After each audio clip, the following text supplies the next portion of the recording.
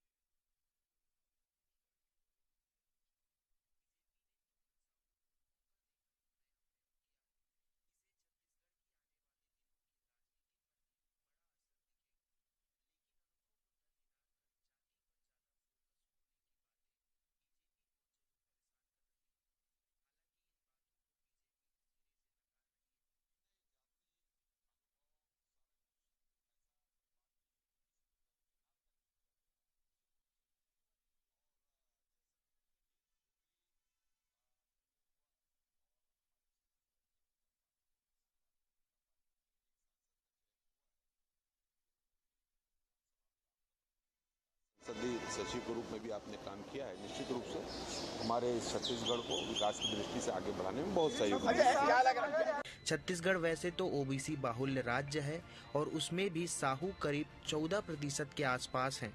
ऐसे में साहू समाज की अनदेखी नहीं की जा सकती थी और यही वजह है कि सारे समीकरण और अनुभवी के साथ नेताओं को दरकिनार कर भाजपा ने अपने परंपरागत साहू वोट को साधने के लिए साहू कार्ड खेल दिया है, जिससे भाजपा को बड़े राजनीतिक लाभ की उम्मीद है। इसका रिएक्शन कांग्रेस में भी होगा, जहां साहू नेतृत्व को बढ़ाने की मांग उठेगी।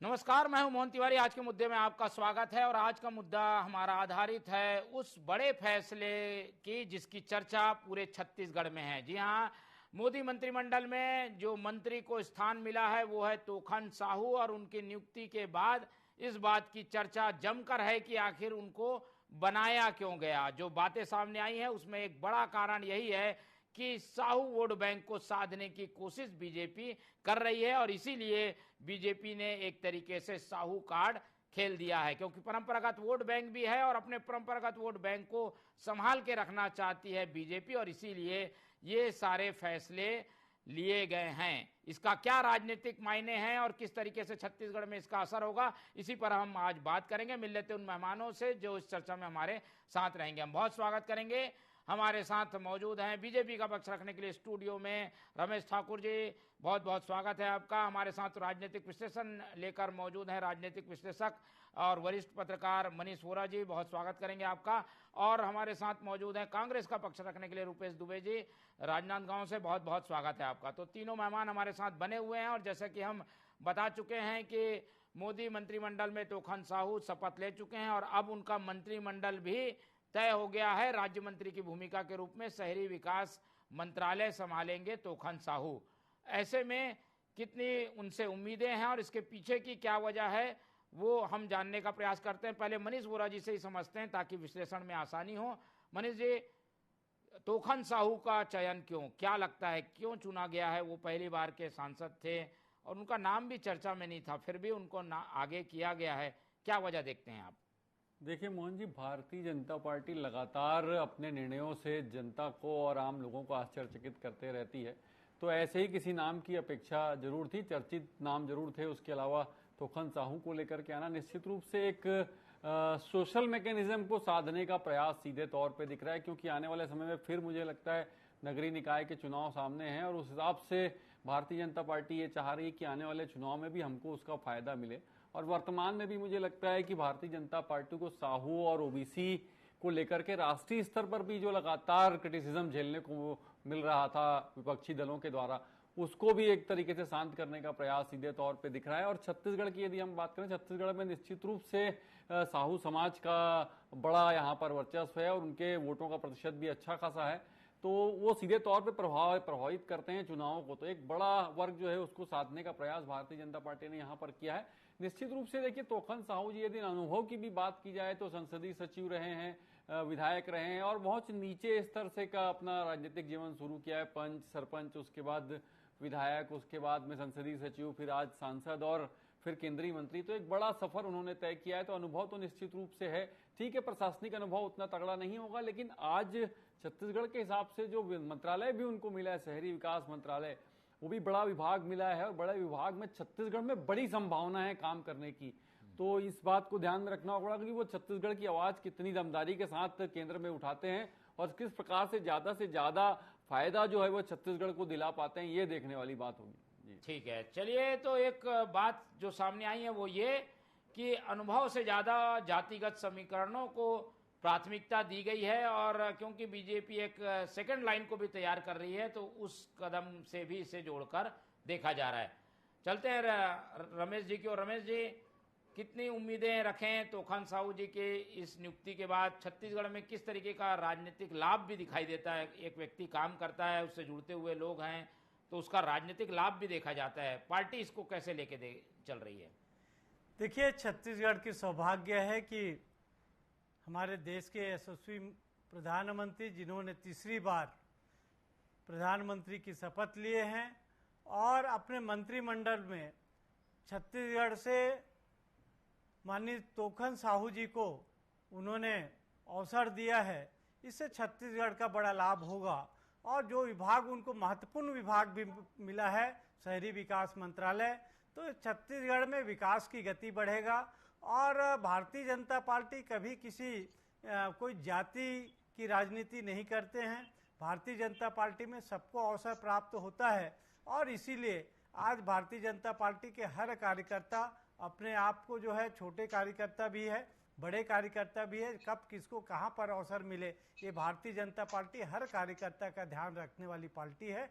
इसीलिए आज आप देख रहे होंगे कि भारतीय जनता पार्टी से तोखन साहू जी को अवसर मिला है। ये बड़े हम सब के लिए, छत्तीसगढ़ वासियों के लिए और हम सब के लिए सौभाग्य की बात है। ठीक है, ये तो बीजेपी एक तरीके से अपना सौभाग्य मान के चल रही है, लेकिन तोखन साहू को आगे करने के बाद अब कांग्रेस में भी ये स्वर सुनाई दे रहे हैं और हमने धनेन्द्र साहू जी की बाइट सुनाई भी, जिसमें वो कह रहे हैं कि यहाँ भी महत्व मिलना चाहिए। दुबे जी की तरफ चलते हैं। दुबे जी, ये नियुक्ति हुई है, उसे कांग्रेस कैसे देखती है? एक तो मंत्रिमंडल, ऊपर से तोखन साहू को मंत्री बनाना। मोहन जी नमस्कार, मनीष जी नमस्कार, राजेश भाई नमस्कार। देखिए, जब से भाजपा लोकसभा चुनाव के दरमियान में धर्म की राजनीति करती रही, अब जात की राजनीति पे उतर आई है। तोखन साहू जी के योग्यता, दक्षता पर मैं कोई टिप्पणी नहीं करना चाहता, लेकिन जिस प्रकार से विजय बघेल जी जो छत्तीसगढ़ में विधानसभा चुनाव के दरमियान घोषणा पत्र समिति के अध्यक्ष थे, राजनांदगांव के सांसद संतोष पांडे जी अपना दोबारा चुनाव जीते हैं और उसके बाद बृजमोहन अग्रवाल जी के पास एक लंबा अनुभव है। ऐसे लोगों को दरकिनार करके तोखन साहू जी को स्थान दिया गया है। निश्चित रूप से जाति के साथ साथ इन वरिष्ठ नेताओं को हाशिए पे लाने का और छत्तीसगढ़ के साथ पूर्वाग्रहपूर्ण दोयम दर्जे का जो व्यवहार भाजपा ने किया है, ये इससे स्पष्ट हो गया है कि भाजपा केंद्र में सरकार में आने के बाद छत्तीसगढ़ के साथ पक्षपातपूर्ण रवैया अपनाएगी और छत्तीसगढ़ के नेताओं को डबल इंजन की सरकार है, इस दुहाई से बचना चाहिए। और साथ ही साथ अब देखेंगे कि राज्य मंत्री तोखन साहू जी को जिम्मेदारी मिली है, निश्चित रूप से हम उसको बधाई देना चाहते हैं, लेकिन वे अपने विभाग का लाभ कितना छत्तीसगढ़ को दिला पाते हैं, ये यक्ष प्रश्न है, क्योंकि राज्य मंत्री पर अंकुश रहेगा और निश्चित रूप से छत्तीसगढ़ को आने वाले समय में नुकसान संभावित है। क्यों नुकसान है, क्या नुकसान होगा इससे?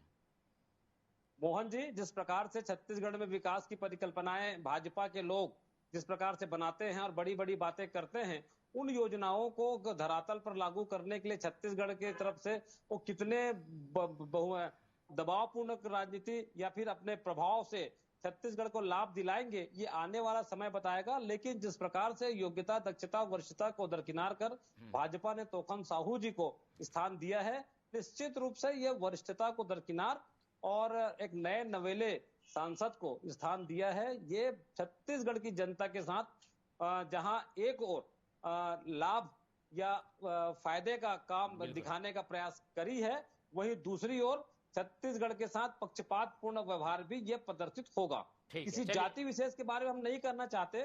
निश्चित रूप से साहू समाज छत्तीसगढ़ का सम्मानित समाज है, तोखन साहू जी भी उस समाज से आते हैं, उनकी योग्यता दक्षता पर व्यक्तिगत टिप्पणी नहीं करना चाहते, लेकिन जब तीसरी बार नरेंद्र मोदी जी की सरकार बनी है, उनको मंत्रिमंडल में संयमित और एक संतुलित व्यक्तित्व को स्थान देना था।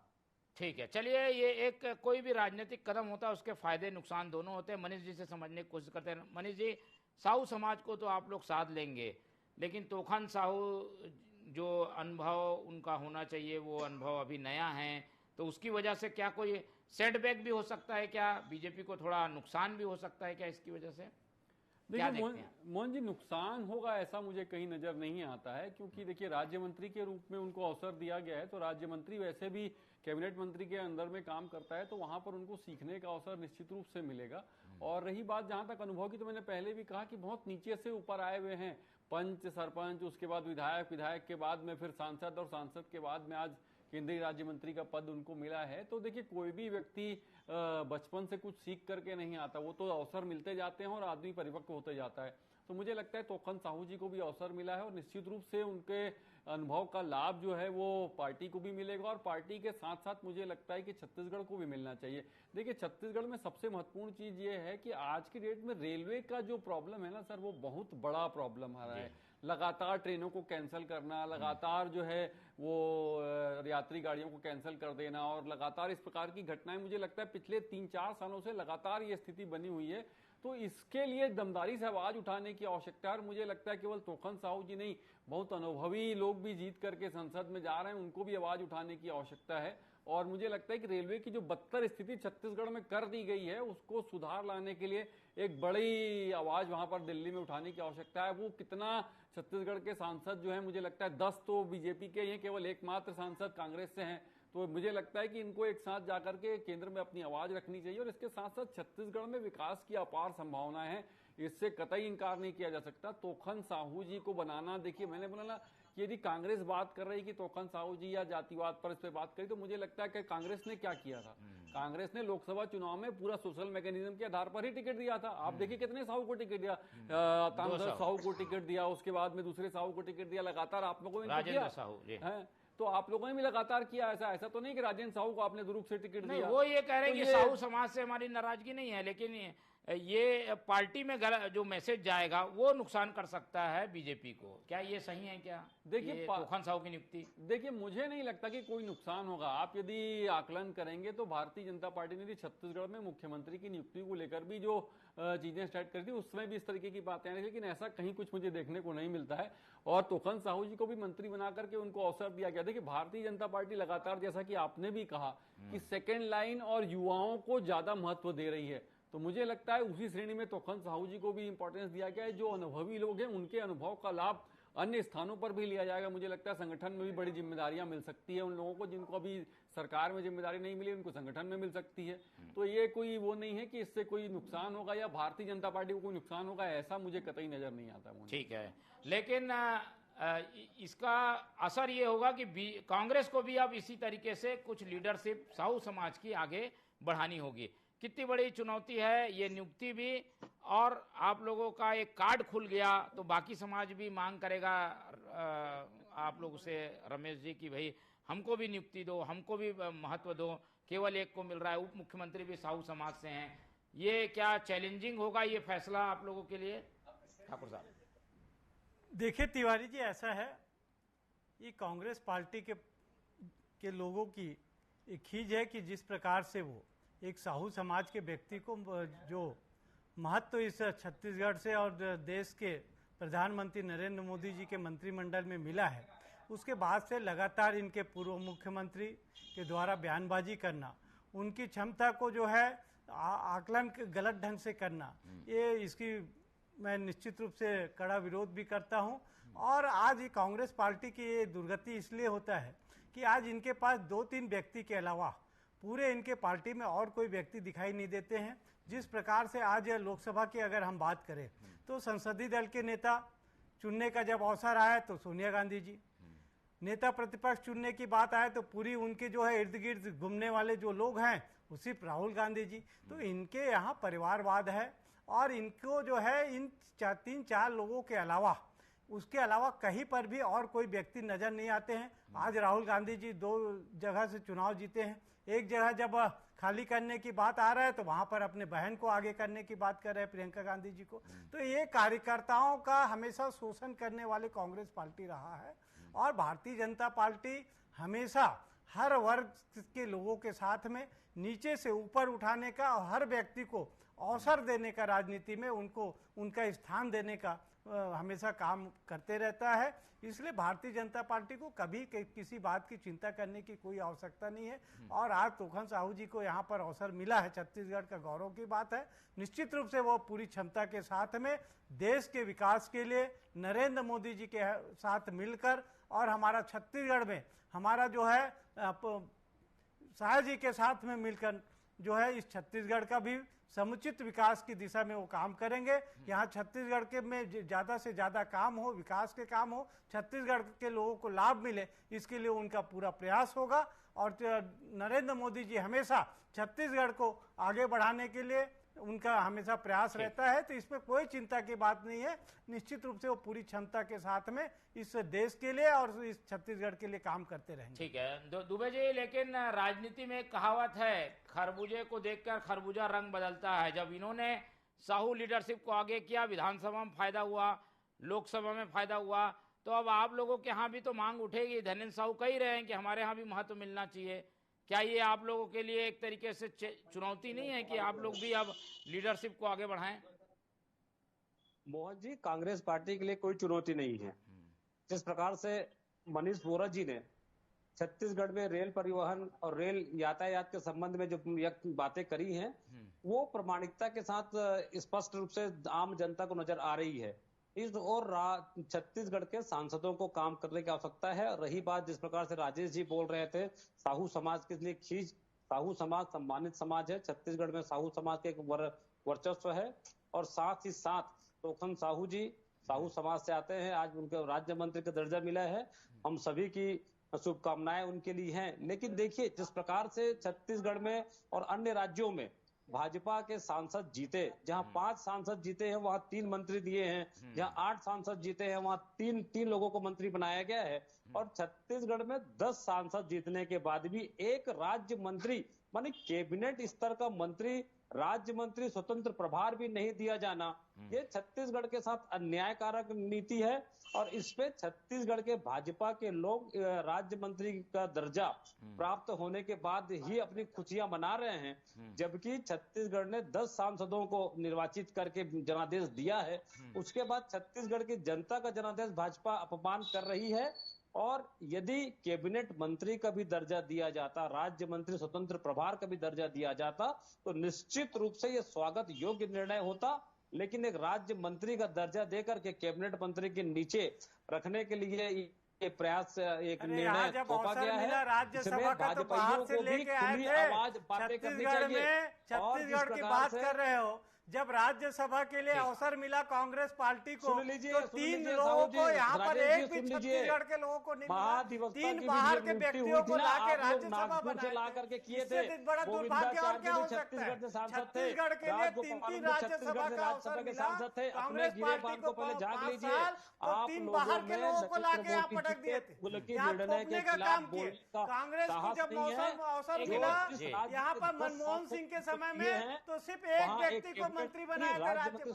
तो ये जो 2 तरह की बात करने का जो कांग्रेस का है, इसीलिए उनकी दुर्गति हो रहा है।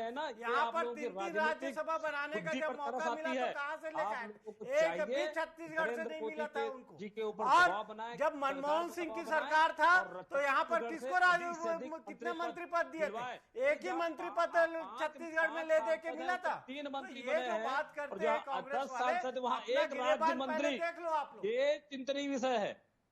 भाजपा के लोगों को चिंतन शिविर कराना चाहिए। जिस प्रकार से आप लोगों ने मंत्रियों को आपको करना पड़ेगा चिंतन है, सांसदों को पाठ पढ़ाया है। आप लोग को जब अवसर मिला तो कैसे कैसे काम किया छत्तीसगढ़ को, सिर्फ जो है दुहने के अलावा, छत्तीसगढ़ को लूटने के अलावा और केंद्र के अपने नेताओं को खुश करने के अलावा कोई काम छत्तीसगढ़ के लिए नहीं किया। आप अपना देख लीजिए, 10 सांसद में 1 राज्य मंत्री। तो आप लोग छत्तीसगढ़ के नेताओं को कितना कद को नापा है केंद्र सरकार ने? एक ही मंत्री राज्य मंत्री दिए थे मनमोहन सिंह सरकार में, एक ही राज्य मंत्री नहीं। लेकिन ये संख्या को लेके मांग तो उठ रही है, क्या आगे संभावना है क्या, या अभी आप लोग ने कुछ फार्मूले के तहत रोक के रखा है क्या ठाकुर साहब?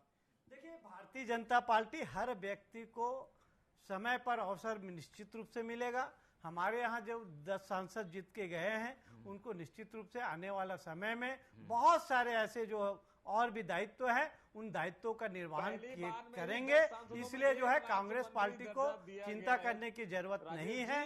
ये कार्यकर्ताओं का सम्मान करने वाली भारतीय जनता पार्टी है। और छत्तीसगढ़ के लिए तो विशेष रूप से नरेंद्र मोदी जी हमेशा उनका ध्यान रहता है कि छत्तीसगढ़ को हम देश में अग्रणी श्रेणी में आगे ले जाए। इसके लिए उनका छत्तीसगढ़ के रेलवे की दुर्गति देख लीजिए, छत्तीसगढ़ के कोल आवंटन देख लीजिए। एक बात और जो यहाँ पर आ रहा था, रेलवे की बात आ रहा था, रेलवे के लिए देश की आजादी के बाद लगातार कांग्रेस 60 साल राज करने के बाद देश में रेलवे की जो स्थिति था, उन स्थिति को नरेंद्र मोदी जी इन 5 सालों, बीते 5 सालों में हर स्टेशनों को, हर रेलवे लाइन को उन्नयन करने का प्रयास कर रहे हैं, जो अंतिम चरण में है। और आप देखेंगे साल भर 6 महीने के अंदर रेल की गति बढ़ेगा, रेल में सुविधाएं बढ़ेंगे, यात्रियों को जो है उसमें निश्चित रूप से सुविधा मिलेगा। चलिए, ये तो दावे हैं। ठीक, रेल की भी जो स्थिति है उसमें सुधार आएगा। ठीक है, ये चीजें अलग है। मनीष जी, क्या लग रहा है अब इसका फायदा क्या होगा? चलिए, तोखन साहू को बना दिया गया मंत्रिमंडल में, वो जैसा काम करेंगे वो ठीक है। क्या इसका पॉलिटिकल मैसेज जाएगा और इसका फायदा मिलेगा क्या आने वाले चुनावों में? अभी स्थानीय निकाय के भी चुनाव हैं, निगम भी चुनाव हैं, ये क्या एक मैसेज देने की कोशिश नहीं है?